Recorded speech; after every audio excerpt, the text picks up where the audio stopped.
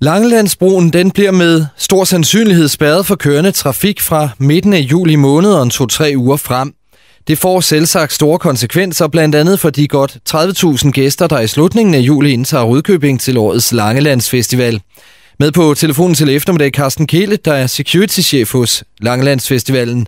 Og Carsten, det er vel egentlig alt andet end optimalt set med festivaløjne af Langelandsbroen. Den bliver spærret for kørende trafik i festivalperioden. Ja, det er der fuldstændig ret i, og det er selvfølgelig svært uheldigt, at det sker, men sikkerheden er jo vigtigere end festivalen bliver afholdt, kan man sige.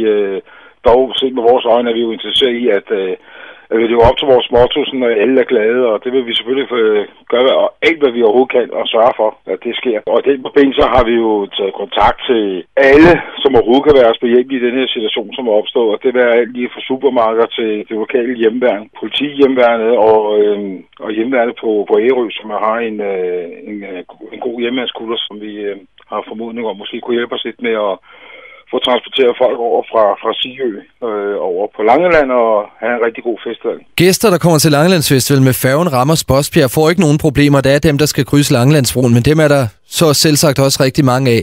Jeg vil ikke undgås at give store problemer, det her. Det kunne være løst bedre. Det er du fuldstændig ret i.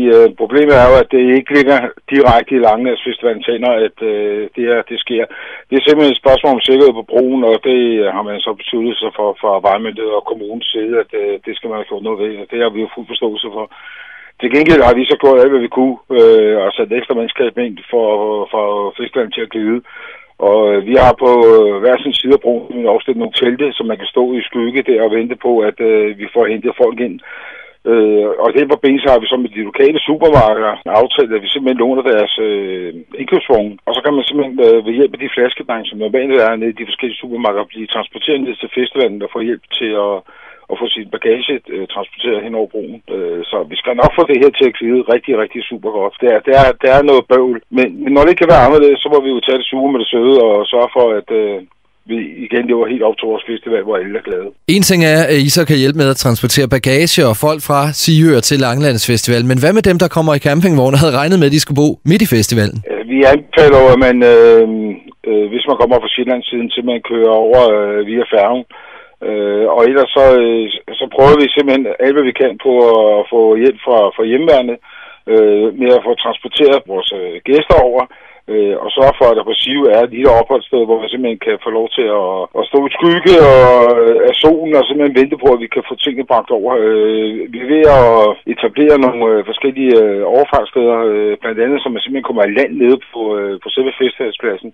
Der har vi lidt hjælp fra kaptajnen over fra Marine Hjemmeværnsdistrikt Ærø, Ken Norman Andersen, som mener, at man måske kan indsætte nogle fladbundede både af en 800-klasse type, og på den måde måske få transporteret campingvognen over. Det er et projekt, vi arbejder med og gør alt, hvad vi kan for at få op at køre, så det er ikke helt på plads endnu med hensyn til campingvognen. Vi skal nok finde en løsning, det ligger helt fast. Og interesseret kan selvfølgelig følge med på Langelandsfestivalens hjemmeside llf.dk. Carsten Kehlet, security-chef ved Langelandsfestival. Tak skal du have. Selv tak.